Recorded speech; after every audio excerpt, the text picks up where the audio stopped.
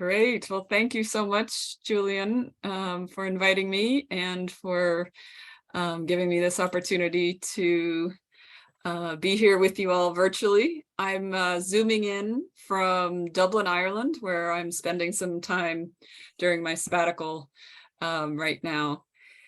And what I thought I'd do is, I guess I also want to just say, I really look forward to the Q&A, the discussion. That's always rich with these conversations. So I will limit my remarks to half an hour or so, so we have plenty of time for discussion.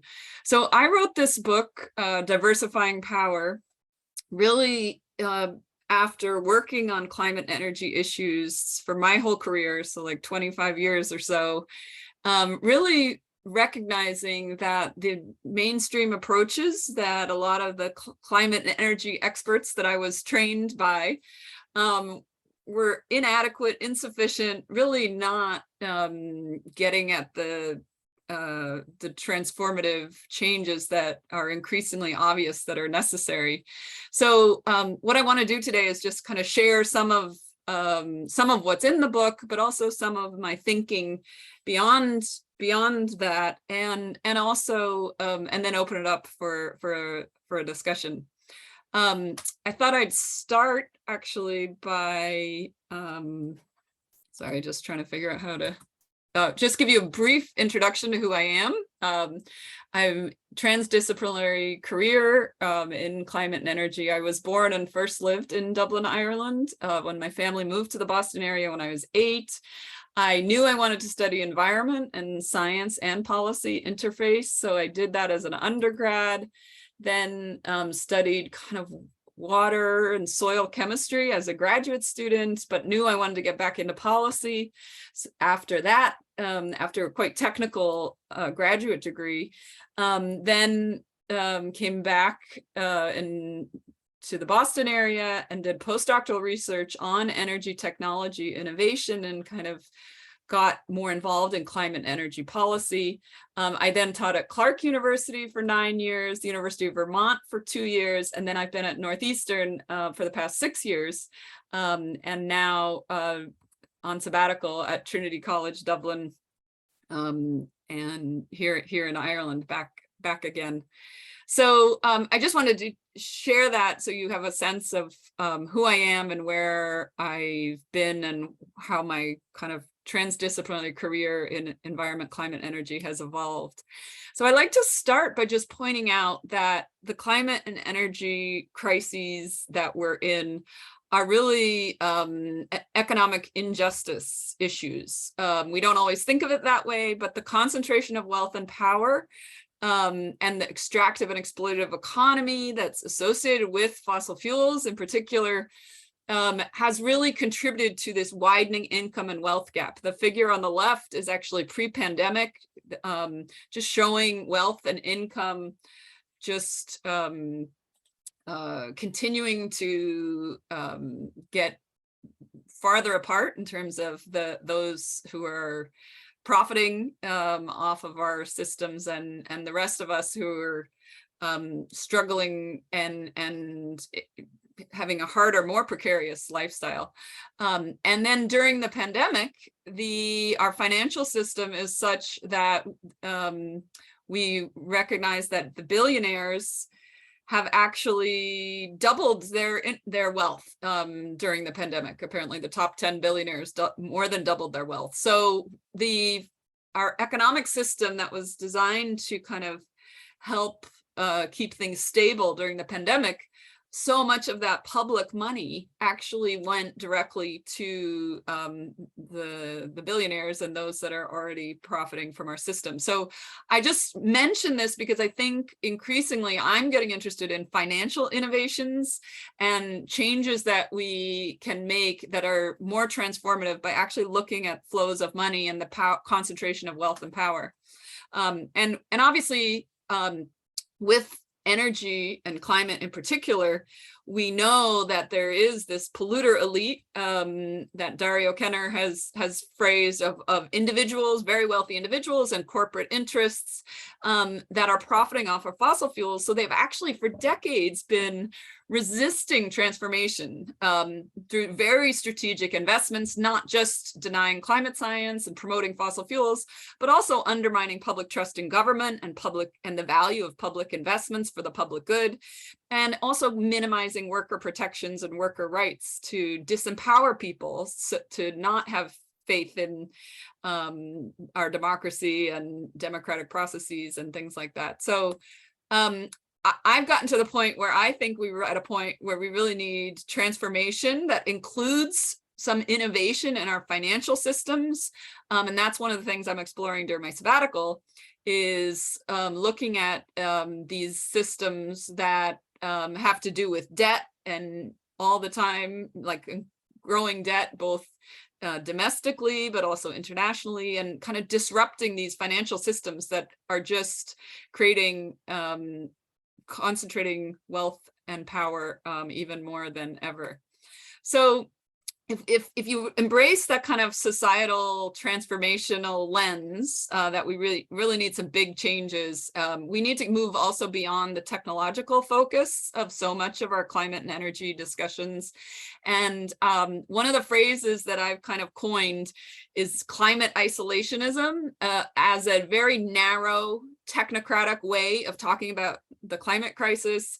It's very much based on masculine colonial ideas of domination and control, and very technologically optimistic, saying, you know, investing in technology as the solution or how to address the climate crisis, and it really perpetuates an exploitative economy. And because we've had this mainstream narrow way of thinking about climate as something separate from other issues, we've really missed opportunities for investing in people and communities to and in climate justice, because so an alternative lens that I think we can all kind of, I would advocate, embrace, is to really focus on social and economic justice, not on the climate crisis as in isolation. And what that does is allows us to prioritize broad investments in people and communities, basing those investments on human dignity and basic needs, kind of what some people call a people's first approach. And you know, focusing on investments that are distributing power, literally and figuratively, and leveraging the urgency of the climate crisis for this social and economic transformation that is needed. And when we think about how this is related to energy and the notion of kind of energy democracy, energy justice, it's also acknowledging that a renewable-based future, the reason renewables are so potentially transformative is because fossil fuels are extractive and exploitative in a finite amount, so we have to compete for them, whereas renewables, the source of the energy, the sun, the wind, the water flowing, is actually perpetual, abundant, super reliable, and free in terms of, and non-competitive, and renewable, and non-extractive. Obviously, there is some extraction that needs to be done to have the materials to leverage and harness the renewables. But because every community in the world has access to renewable energy source, it is really revolutionary when you think about what's possible in terms of a locally appropriate, regionally appropriate mix of harnessing renewable resources. So having said all that, I want to really kind of hone in on this idea of transformation. And I know a lot of us are probably thinking it with a transformative lens, but what I have been, you know, really thinking about here is that we need to not only be promoting renewables and alternatives and that, but we also need to at the same time be resisting the mainstream status quo fossil fuel reliance, and all the associated pieces to that. So when we embrace a feminist, decolonial, anti-racist perspective and principles, what that really means is just acknowledging all of the power dynamics that are embedded in our systems, in our policies, in our practices, and questioning them constantly at lots of different scales. And then trying to disrupt those in the ways that we can, perpetuating these problematic power dynamics. And it's about honoring people and the planet and resisting the extractive power dynamics. And there's so much potential for all of us to be embracing this transformative lens with these principles. So I think we're at a point where there's kind of a clear insufficiency of incremental change. That isn't to say small steps and niche experimentation isn't super important, but we also need to make sure at this point that we're really embracing a transformative lens, both socially, economically, because it's clear that if we continue on the path we are without that, that a lot of the problems are going to be getting worse rather than better. So, and then I think we know technological innovation is inadequate. We really need to be focusing on all kinds of social innovations, cultural innovations, and political and financial innovations. But I think as a society, we have not been prioritizing those kinds of innovations as much as we could and should. So chapter 1 of the book is called Growing the Squad. And what this is really centering is the possibility and the potential of embracing decolonial, anti-racist, feminist principles in our politics and in our, in not just in the political sphere, in all spheres. But the squad, as many of you probably know, are these 4 junior congresswomen who came on the national stage in the United States, a few years ago now, and they really changed the national conversation on climate and energy because they linked it directly with issues of economic justice, housing justice, racial justice, in new ways, and they base their politics and policy advocacy on an inclusive, participatory, collaborative approach, and focus on distributing wealth and power rather than concentrating wealth and power, which is the opposite approach, and reducing inequities and disparities, and kind of leveraging transformation by linking problems together rather than continuing to kind of isolate problems as if they're not all connected, and then even deny that problems even exist. And that's what we've been seeing so much of in kind of colonial white supremacist patriarchal leadership, where it's just denied that there even is a climate crisis or a housing crisis or an economic crisis, or that the pandemic is so bad. This kind of denial is part of just a way to perpetuate the concentration of wealth and power that's happening with the status quo. So basically the book itself is showcasing all kinds of innovative, creative leaders and organizations that are doing inspiring work on climate and energy, and connecting that work, kind of beyond climate isolationism into different areas. And one whole set of examples that I talk about in the book are people who are resisting the polluter elite. And Jackie Patterson, formerly of the NAACP's Environmental and Climate Justice Program, is one of the leaders that she and her team put together this fossil fueled foolery illustrated primer on the top 10 manipulation tactics of the fossil fuel industry, really illustrating how the fossil fuel industry has actually manipulated Black communities in particular to kind of make up for or kind of get permission for or their engagement with those communities in terms of disproportionate siting of fossil fuel extraction and facilities. Maura Healey is another leader who's, those of us in Massachusetts know, she's the Attorney General's running for governor, very likely to be Massachusetts' next governor. She has actually been a leader using Massachusetts consumer protection laws to sue ExxonMobil for greenwashing and claiming that their fossil fuels are clean and green. And in this, I also just want to point out that there is a growing movement, and I think we all have opportunities to contribute to the resistance of fossil fuel interests. I was just at a conference in Oxford last week on fossil fuel supply. A lot of the fossil fuel work has very much been trying to get us as consumers to feel guilty that we're using fossil fuels. Like the whole carbon footprint was actually developed by the fossil fuel industry to put the responsibility on consumers and communities rather than on the fossil fuel supply side.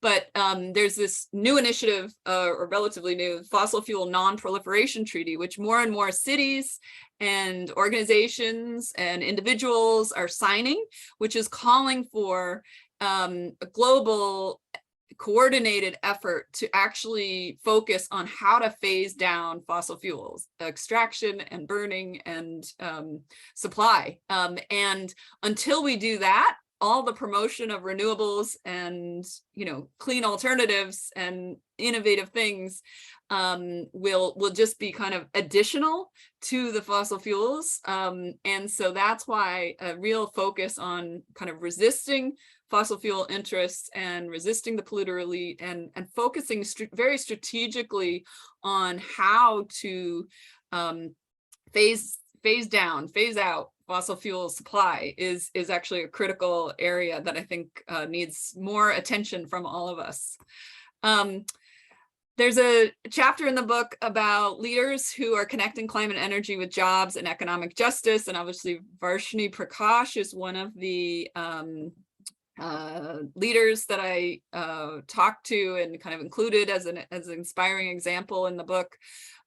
She's one of the co-founders of Sunrise Movement and the Youth Climate Action Initiative in the United States, and really was instrumental in pushing for and advancing the Green New Deal discussions, and actually connecting with very explicitly with jobs, and contributed to the recent federal legislation IRA that was passed. I would definitely say. And then there are other leaders who are also focusing explicitly on trying to connect and make sure that workforce training is also part of broadened in, so that the jobs are available for all kinds of people and communities who've been left out before. So there's a whole set of inspiring work going on in this space, obviously. I will also mention with some of my students at Northeastern, we did some research on Green New Deal proposals that are popping up in different jurisdictions. It's not just national level of Green New Deal. We know here in Boston, the city of Boston has its Green New Deal under Michelle Wu's leadership. So there's this whole idea of investing in an integrated approach is a new kind of climate policy, right? Because that really hasn't been what was being discussed several years ago. And I also mentioned here the Justice 40 initiative, and Shalonda Baker, who is heading that up at the Department of Energy. She's a former colleague of ours at Northeastern. who has done a lot of work on energy justice. And the approach with the Justice 40 initiative is that a commitment that 40% of the benefits of federal investments in all of these different areas must flow toward disadvantaged communities explicitly. So other leaders in the book that I highlight include many who've connected climate and energy with health, well-being, and food. Robert Bullard, often considered the father of environmental justice, is among the first to document with research the disparate health impacts of fossil fuels and other industrialized processes on Black communities in particular. Mildred McLean is an environmental activist who is among the many Black women in the United States who are saying they're sick and tired of being sick and tired, making that connection with health. Gina McCarthy, who was just retired actually from the White House National Climate Advisor, she is among the leaders who's really connected also with health and the public health impacts and really using the health lens to broaden the discussions about climate. Julian Hishaw is a lawyer who has connected climate and with agriculture and food processing. Dercetta Taylor is among the researchers and very influential who's pointed out how white the environmental community has been in the United States and how that has kind of contributed to a lack of attention to the health and disparate health impacts of fossil fuels and other industrial processes. And I mentioned Jacinda Ardern here as a leader who has kind of demonstrated, particularly during the COVID pandemic, but in other ways as well, the potential for taking strict actions and policies that are impactful for not just the health of individuals and families, but for the community or the whole country, but then demonstrating with compassion and communicating with compassion and empathy why these strict policies are really beneficial for everyone because of the collective health benefits. So I also connect with transportation and leaders who are connecting climate and energy with transportation. And many of you may know these leaders, Representative Ayanna Pressley, who's really been on the forefront of thinking about transit justice and how transit investments either exacerbate or can disrupt injustices in our transit system and transit access. And obviously Michelle Wu, who part of her Green New Deal proposal for Boston or action in Boston is trying to push on free transportation as a transit justice and all the potential that comes with that. I mentioned Greta Thunberg also as a youth leader who has demonstrated, when she came over from Europe to North America for some of the international climate conferences a few years ago, she didn't fly and traveled both ways by sailboat. And finally, I just want to mention a few leaders that connect climate and energy with housing. And Representative Ilhan Omar has been one of those leaders who's really connected the housing insecurity that's growing and the housing crisis and the need for massive public investments in public housing and how that can be connected to renewable and clean and updated building infrastructure and energy. Moms for Housing is an organization in Oakland that a group of women, mothers and their children who were housing insecure were occupying an empty building that was being developed, and they were evicted in a quite traumatic way in the middle of the night with guns and military equipment, and that they leveraged kind of that traumatic experience into an organization called Moms for Housing that is advocating for housing as a human right. The last example here is the Tiny House Warriors in Canada, a group of women Indigenous women who are connecting their cultural association with the land as their home with these building and living on these tiny houses with wheels, and they move them to block the fossil fuel pipeline building. So it's a form of protest. So I want to just mention very briefly here at the end that in the book, I don't have a section on linking climate and energy leadership with education. And that's kind of another one of my sabbatical projects, is actually thinking about how we as leaders in higher education and K through 12 earlier education as well, but how education can really be promoting a transformative lens and transformation. And I'm collaborating with Jasmine Banks, who was the executive director of Uncoke My Campus, which is documenting how the fossil fuel interests have influenced our research and our educational systems. So there's a lot of work, I think, and ideas that we can discuss in that space. I also, just with one of our PhD students at Northeastern, Elena Boyle, we wrote a recent Boston Globe op-ed about higher education and the potential for higher education to reorient toward a climate justice transformative lens and what that could look like. And so that was September 1st, if anyone wants to go look at that article. And then I'll end here and just say there's a lot of resources and networks and coalition building. These are some examples of academic kind of action, organizations that are supporting each other and supporting people to think differently within education and science. And I'll end also just by saying, as scholar activists, I think our collective power for transformation is big, and I think we all can be advocating for system change, resisting fossil fuel interests. We can engage and contribute with new innovative social, cultural, economic initiatives, and I think we can also all get involved in supporting cooperatives and other new novel economic structures, because as I said, I think economics and kind of financial innovation is such an important part of how we have to address these interconnected crises. And I'll end also, I like to honor Shirley Chisholm, the first Black woman to run for president in the United States in 1972.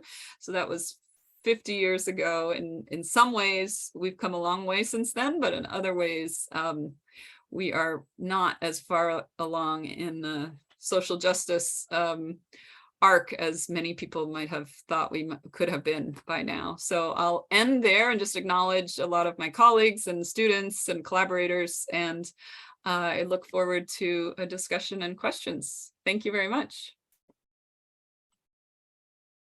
Well, thank you, Jenny. What a fantastic presentation. There's so much more I know that you could have talked about, but this gave us a really good, I think, introduction to your book. And we are getting questions coming in now. Can I ask you that you keep your questions short? Some people have written kind of, 6,000 word essay questions. So keep your questions short. Mathieu, I think that's how you pronounce your name. When we need all of us, whether small c conservative or liberal left, to come together in solidarity, does starting from a political ideology to tackle climate breakdown, parentheses, feminist, decolonial, build in the separation that prevents us from coming together? What if we started with an economic model instead, e.g. cooperative economics, that has inbuilt into the processes for coming to progressive politics without naming them?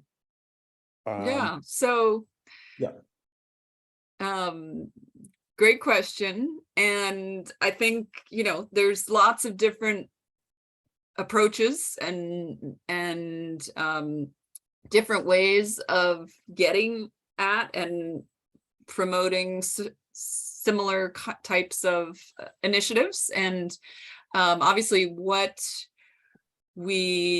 language we use and the framing we use to describe some of these ideas, I think is really important. And I don't think there's one size fits all. So definitely there are ways, there are reasons, important reasons to call out racism, misogyny, the, legacy colonialism. And as you point out, there's obviously defensiveness, right, that emerges when we use some of those words. But I guess one of the things that I have tried to put forward is actually an invitation with these words. We don't want only women to be considered feminists. We don't want only people of color to be anti-racist, right? We don't want only those most severely oppressed by colonialism to have an anti-colonial perspective. I think what we need is for everybody to acknowledge how these structural, and this isn't about individual people, right? This is the structural and systemic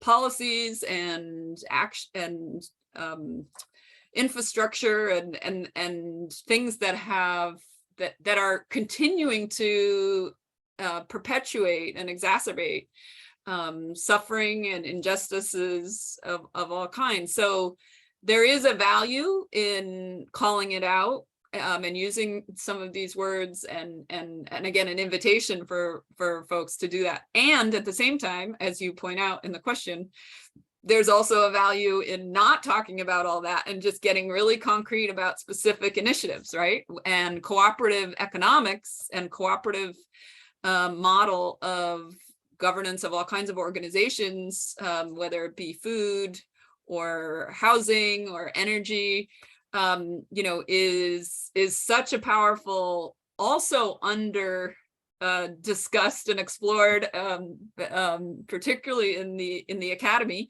I will say, I remember hearing a few, well, it's probably a while ago now, but that most business schools and schools of management don't even talk about or mention or even bring up the possibility of cooperative models of business and commerce. And I don't know if that's still the case. I hope not. But that this is a clear space that is a very tangible thing to focus on. So thank you for that. Great. Robert, one of our colleagues from Shareable, has a question. You mentioned decolonial, anti-racist and feminist approaches to embracing a transformative lens. He's also curious if you see a just green transition as being compatible with capitalism more broadly, defined broadly as private ownership of means of production, market solutions, public-private partnerships, global north, global south extractivism and hyper-exploitation, etc., or if we need to transform away from capitalism in order to achieve the outcomes you're describing. Yeah, so I think the word capitalism actually means lots of things and there's lots of different kind of definition of what's included and what, and also how we, it's not just one thing, right, that you either have or you don't have, right? So I think I think of our current economic system more of a continuum, I guess, and that there are, so I don't focus on necessarily in my work, that we need to disrupt. I think we need disruptions for sure, but not necessarily. I think the definition of what is included in capitalism and what is not how I have chosen to kind of focus my. I think what I'm talking about is big financial innovation in how we potentially to ownership, means of production, market solutions. So I think I am definitely pointing out that a lot of the assumptions about our current system and the market-based solutions to these problems are inadequate, insufficient, and actually making a lot of the problems worse. So I think we do need big disruptions and transformation in our economic systems. So So yes, I think that that is a big part of what I'm calling for. So this morning in the Tufts Daily, there was a piece about the fact that Tony Monaco, the president of Tufts, is leaving in 2023. It was largely, you know, an applause for his tenure, but it did say that in the next president, and I am assuming it was a student that wrote this, we want somebody who's going to move the needle on divestment. What President Monaco's really put his money in was a big sustainability fund and talking about sustainability without really doing much about getting to the nitty-gritty of divestment. We made a few gestures, if you like. I mean, so your research now is on higher education and a new purpose, climate justice. Where do you see the divestment argument in that? Because it seems to me divestment has to happen if we're to be serious about climate justice and serious about higher education having a new purpose. Yes, so I would agree. I think fossil fuel divestment is one tangible, somewhat symbolic act that higher education institutions can take. You know, the recent things I've read say that actually those universities that have divested are actually doing better than those that have not. So it's the financial risk, I think, is being reduced, and but there is this tendency in investment apparently to, you know, reduce any constraints, right? You just want to be able to do whatever portfolio diversification. So there's a quite deep resistance to restricting any of the investments. But I do think it's really important piece of it. And, you know, I think I just heard it's coming up in, I think I heard, was it Yale or Princeton just divested, and it's coming up at Arizona State. And so it's an issue that continues to, you know, it's been years that a lot of campaigns on college campuses have been working on divestment, and to varying degrees of success. But I will say, I mean, I think there's a lot of opportunity to go beyond divestment as well, because one of the things that, you know, if you look at the Paris Agreement and what all the countries in the world have actually committed to trying to reduce emissions by a certain amount to get to the 1.5 or 2 degree, the only way to do that is actually to keep fossil fuels in the ground, which means we need to get to this fossil fuel phase out strategy, which has really been almost like an intellectual no-fly zone. You know, people not just intellectual, but like cultural or corporate no-fly zone. Like, people don't want to talk about it.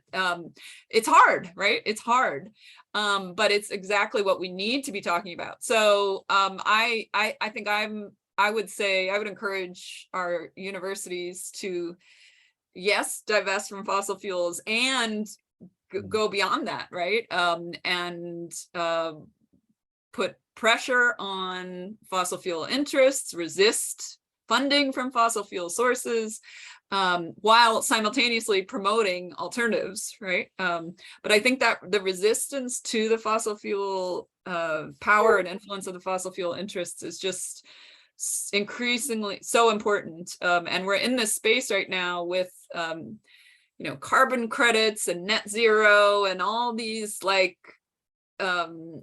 increasingly complicated ways that organizations and leaders are talking with words that sound strong, but they actually, a lot of them are not actually transformative at all.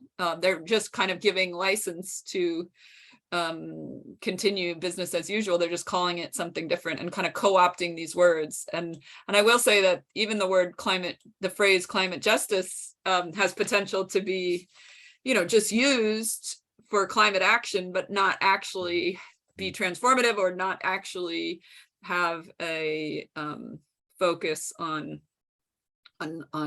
justice. Great, thanks, Jenny. Sorry about that. My dog was making a noise, so I've just averted a mini crisis. Camille Mins, one of our UEP students, asks, how, if at all, do you see this decolonial, anti-racist and feminist framework for a just energy transition playing out in an international context, considering the global fossil fuel dependency and global north-south, global south geopolitics? Yeah, so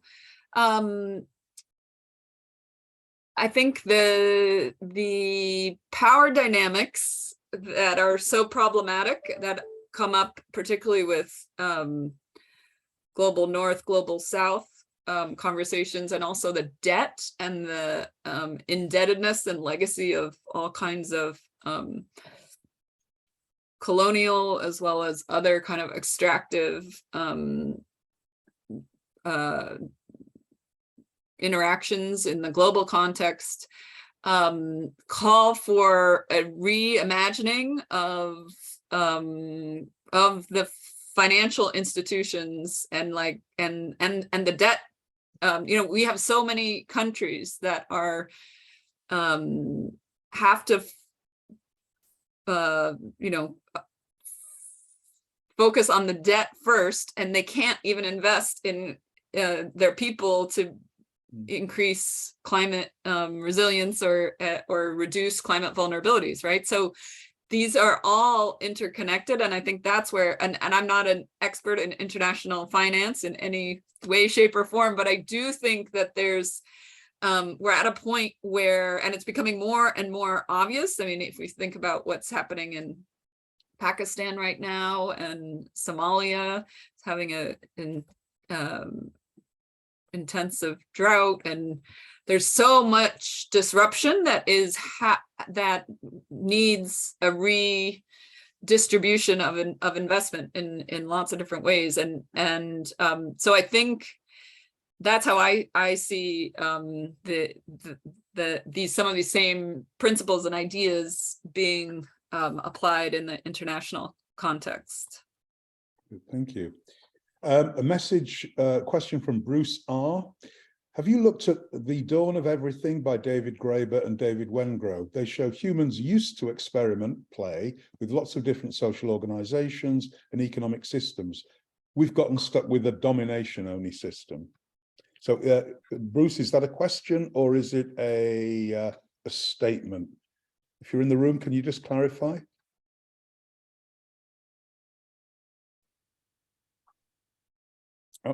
Oh, he says both. Yeah, well, thank you for the suggestion, and I think that absolutely the notion, this isn't like, sometimes people think, oh, this is just the way human beings are, right? Like we're destined to be greedy and selfish, but I think that's just supporting a very narrow narrative. And I think you're right that that we do have history of experimentation and trying different kinds of and being creative and innovative, not just in our technologies and the tools we use, but also in our structures. And so I think it's an excellent point. So thank you. We have a question from Kate Chi from Boston University. Hi, Professor Stevens. Thank you for a great discussion today. You mentioned the Green New Deal and transformative climate policies. In your opinion, what are some of the tangible and effective measures to accelerate energy transition, considering that globally, the United States and a number of other international governments still subsidize fossil fuels, totaling about $500 billion? Yeah, so the subsidies with fossil fuels and the relationship and influence of fossil fuel interests in our policies and politics is a fundamental challenge. But I think things are getting so bad that it's a challenge that we are going to have to be facing more directly. And, you know, with the energy crisis, particularly here in Europe, right now, you know, the price for everybody to heat their homes, to have electricity, is just going up so fast. So there's really a cost of living crisis. Like, people are on fixed income and their income hasn't changed, but everybody's expenses has. So we're recognizing that the way that we've been subsidizing fossil fuels and perpetuating fossil fuel reliance is actually a huge vulnerability. And so, you know, I think this disruption that's happening is also is causing us to reconsider all those investments and subsidies in fossil fuels. I guess I will also just say that what's really needed, particularly if you think about how so many of our energy policies have subsidized renewables, but mostly for well-off folks, right?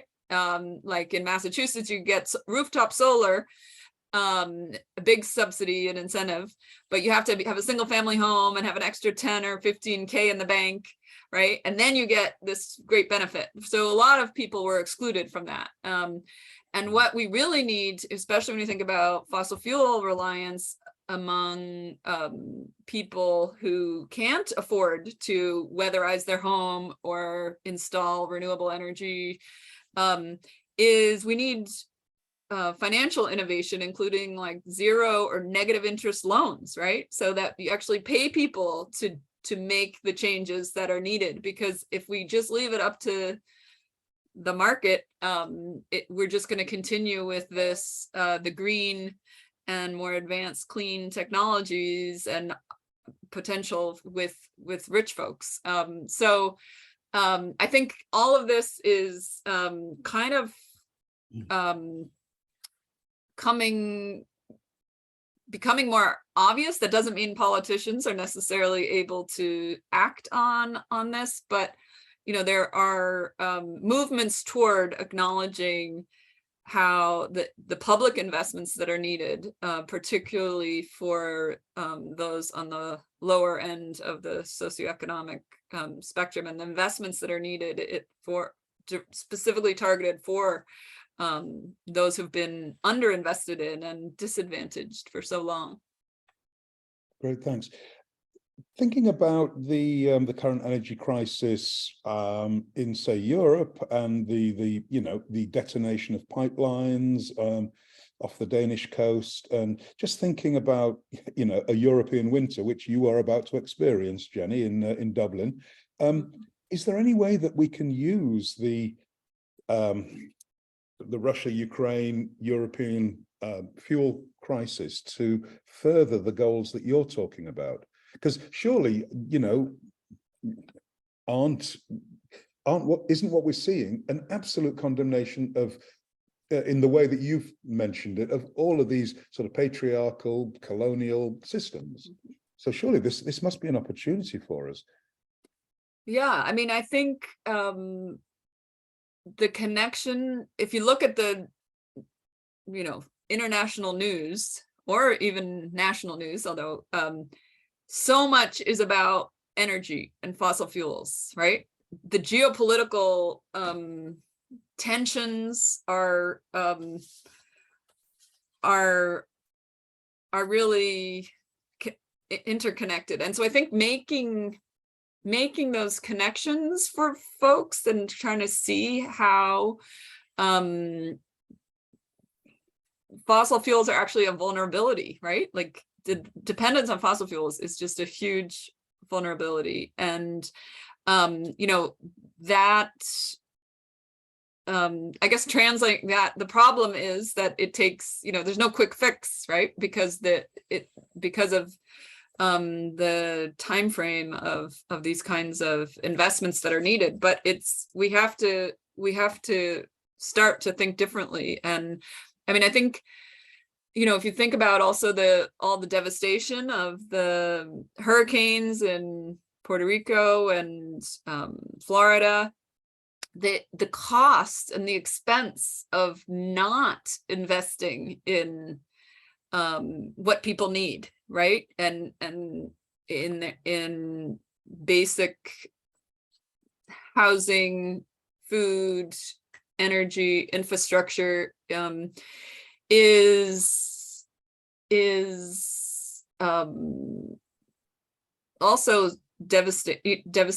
Like we're getting to the point with climate disruptions where we're realizing all of the vulnerabilities and all of the tragedy and suffering and that is associated with that.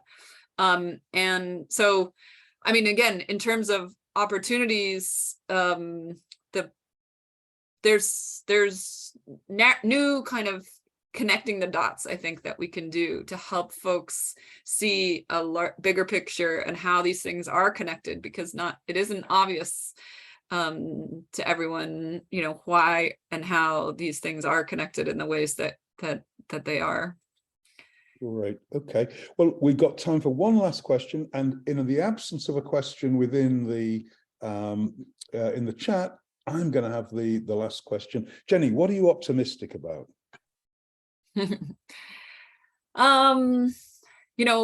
I think being involved and engaged with inspiring people and organizations who acknowledge all of these systemic challenges and are working to disrupt and restructure, reimagine a better world and future, always brings me hope and optimism. And I think it's, I know we're in a time, particularly it feels like the last few weeks, months, years, like it's one crises after another at all different scales and contexts.